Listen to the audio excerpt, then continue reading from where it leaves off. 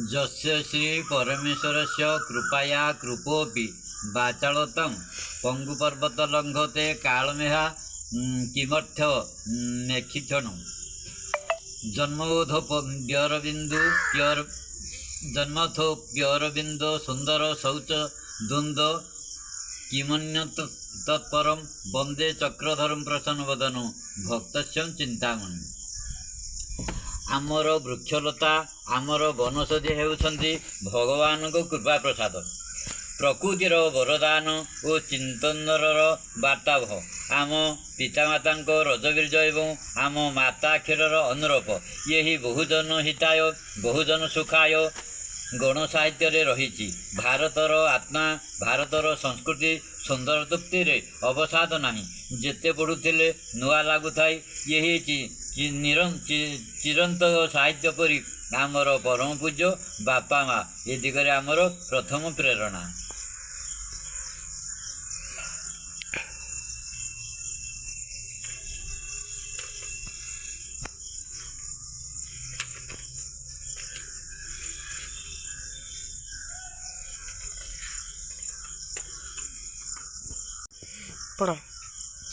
औषध सेवन कहुए अष्टमी रोगनाशिनी चतुर्दशी रोगवर्धिनी, तेणु जेकोसी औषध सेवन अष्टमी तिथि जो दिन निजर चंद्र तारा शुद्धि अच्छी से ही दिन आरंभ करार अच्छी।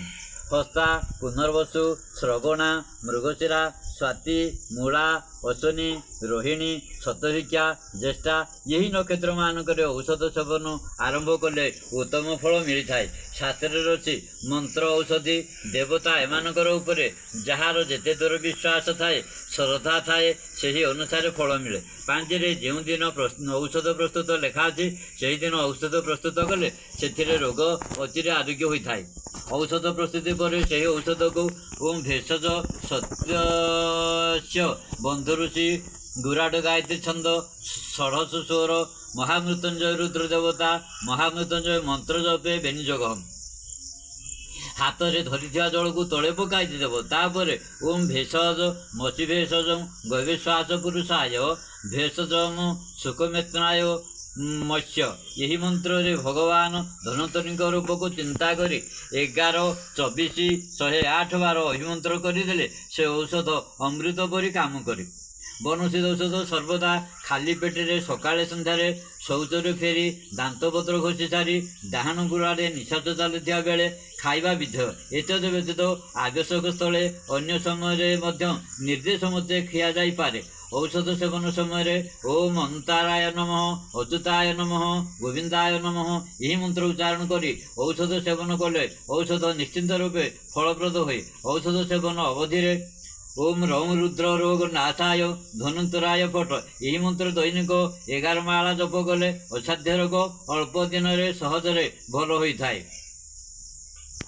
सेवन साथी जोग आसन प्राणायाम मंत्र सात्विक आहार विहार सरकात्मा चिंतन मिशिले 100 ରୁ 100 फल आवश्यक। आज शुणु अगस्ती गछर औषध कण।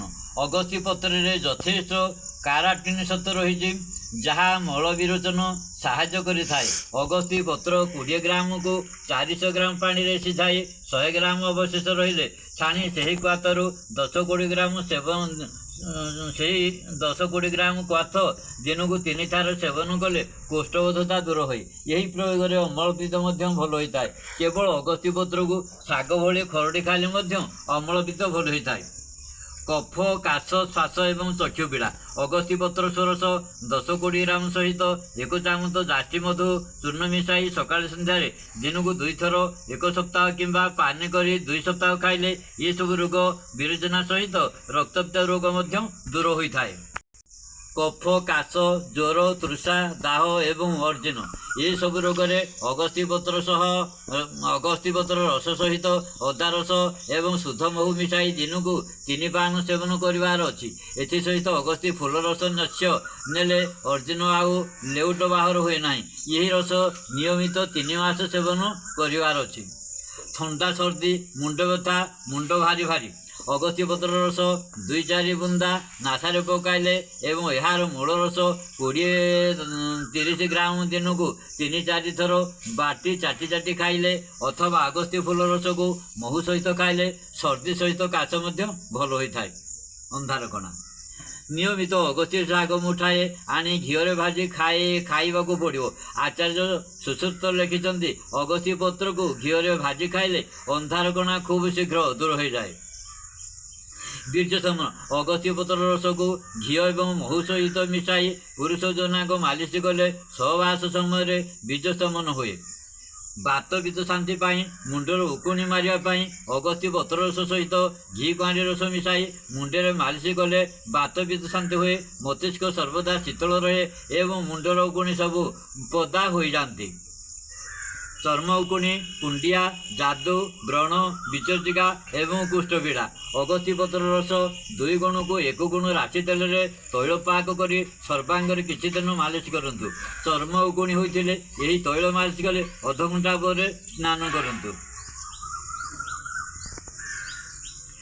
କେତୋଟି ପ୍ରୟୋଗ ଅଗସ୍ତ୍ୟ ଫୁଲ, ଶୀତଗିରିଜ, ମଧୁର କଷାୟ ରସ, ବଶିଷ୍ଠ, କଫବାତ ପିତ୍ତ, ତ୍ରିଦୋଷ, ଚତୁର୍ଦ୍ଦକ ଜ୍ୱର, ପିନସ, ଅନ୍ଧାରକଣା, ବାତ ରକ୍ତପିତ୍ତ ରୋଗରେ ରାମବାଣ ସଦୃଶ କାମ କରେ। ଏହି ଫୁଲରେ ଯଥେଷ୍ଟ ମାତ୍ରାରେ ପୁଷ୍ଟିସାର ଲୌହ ଭିଟାମିନ୍ B-S-C ରହିଛି। ଏଥିରେ ତନ୍ତୁ ଏବଂ ଏନଜାଇମ୍ ଥିବାରୁ ଏହା ଖାଦ୍ୟକୁ ଯେମିତି ହଜମ କରେ ଝାଡ଼ାକୁ ସେମିତି ପରିଷ୍କାର କରେ। ସେଥିପାଇଁ କାର୍ତ୍ତିକ ମାସ ଋତୁସିଦ୍ଧ କାଳରେ ଏହାକୁ ସେବନ କରିବାର ଶାସ୍ତ୍ରବିଧି ରହିଛି। ଅଗସ୍ତ୍ୟ ଫୁଲର ତରକାରୀ, ସାଲଟା ପ୍ରଭୃତି ବ୍ୟଞ୍ଜନ ଖାଇଲେ ଥଣ୍ଡା, ସର୍ଦ୍ଦି, ଅନ୍ଧାରକଣା ପ୍ରଭୃତି ରୋଗ ଦୂର ହୋଇଥାଏ। ଗଛରୁ ଫୁଲଟିଏ ଛିଣ୍ଡାଇ ଆଣିଲେ ସେଥିରୁ ଯେଉଁ ମହୁ ମିଳେ ସେ ମହୁକୁ 2-3 ବୁନ୍ଦା ଆଖିରେ ପକାଇଲେ ମନ୍ଦବୃଦ୍ଧି ଦୃଷ୍ଟି, ଅବସାଦ, ଜାଲୁଆ ଦୃଷ୍ଟି ନିବାରିତ ହୋଇଥାଏ।